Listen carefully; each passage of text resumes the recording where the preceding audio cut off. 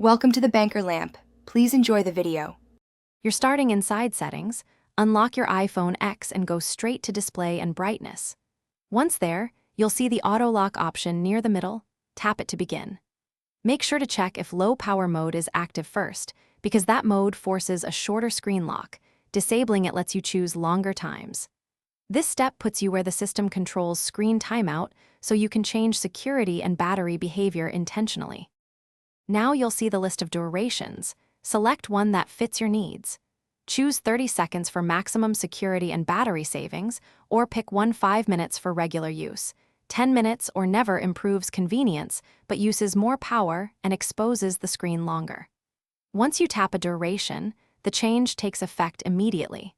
Make sure to balance convenience versus security and battery. That trade-off is why these presets exist, and why you should pick intentionally.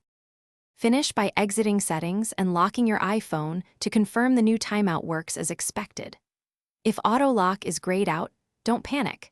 Check Control Center for low power mode and disable it, or examine Profiles and Device Management in settings for a supervising policy. If that still blocks changes, restart the phone, and if needed, remove any management profile or contact the administrator. That single troubleshooting.